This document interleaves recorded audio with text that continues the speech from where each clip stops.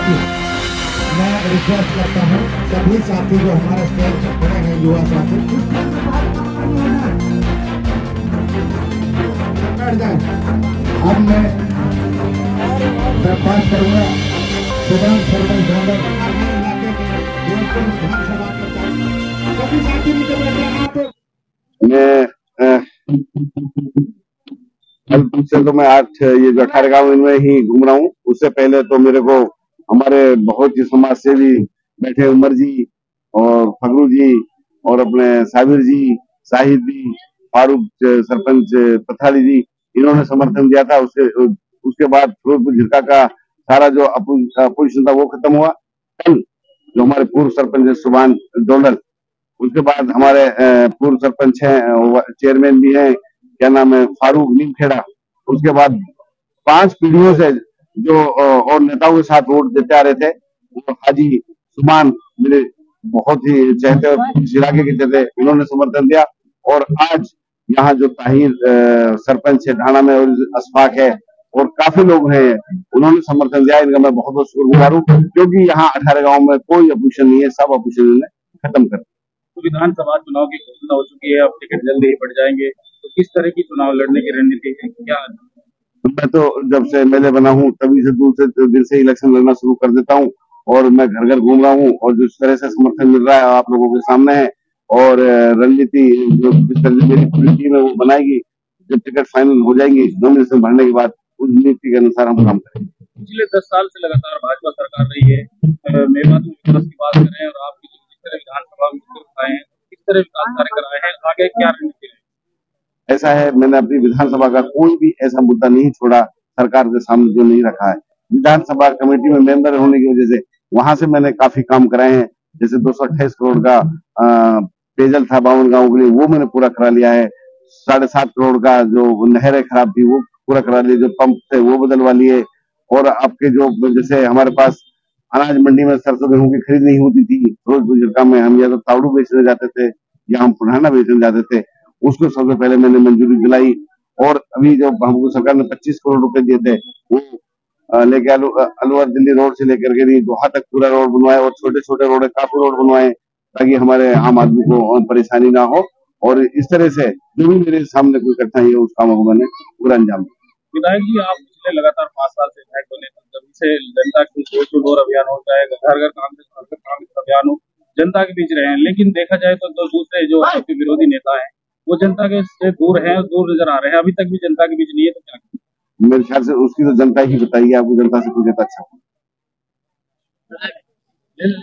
साहब, कहीं तक आपके टिकट को बदलने की तो चर्चा है और समर्थन दिया है।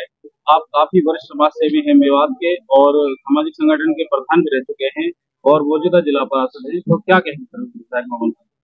देखिए, जहाँ तक अभी विधायक साहब ने जिक्र किया, आप भी पूछ रहे हैं, समर्थन की बात है। हम तो पीछे 2019 में भी विधायक साहब के साथ थे, इनको बढ़ चढ़ के वोट भी दिलाई थी, पार्लियामेंट में भी हम साथ थे, पीछे पार्लियामेंट के इलेक्शन में कांग्रेस को वोट दिया है और आगे भी इनके साथ कांग्रेस के साथ है, कोई बात नहीं है। और देखो, जिस तरह की मेवात में चर्चाएं हैं वो सबसे ज्यादा आपके पास होकर गुजरती है।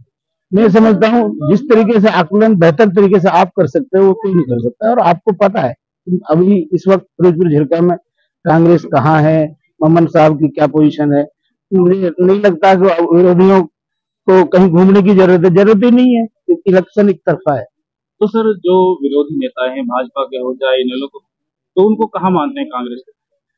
मैं समझता हूँ वो मैं तो कहीं भी नहीं मानता। अभी सो रहे हैं वो, अभी आपने देखा था उनको? तो जनता के बीच बात चल रही थी, विधायक मामन खान, जनता का कोई भी आदमी फोन करे तो तुरंत फोन उठाते हैं, लेकिन नसीब विधायक रहे वो नहीं उठाते और दूसरे नेता किसके लिए कहा?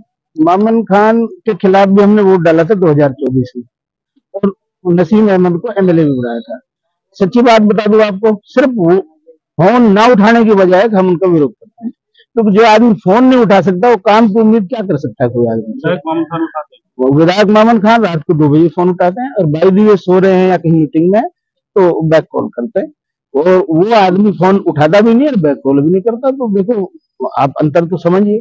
जो आदमी काम करेगा, जिसको फोन उठाने में गुरेज नहीं है, जिसको घूमने में गुरेज नहीं है, जिसको घर जाने में गुरेज नहीं है, उसका हक बनता है। फिर इसने जो आवाजें उठाई है जिस तरह से, देखिए बहुत सच्ची बात है, जो कुछ यहाँ हो रहा था, गोरक्षक जिस तरह कर रहे थे, पुलिस प्रशासन कर रहा था, बनता था विरोध इनका। जो आपने उस दिन भी इंटरव्यू लिया था, जब हम सेक्रेटरीट पे विधायक साहब भी, हम भी सब हम एजिटेशन कर रहे थे कि इस तरह की गुंडागर्दी क्यों हो।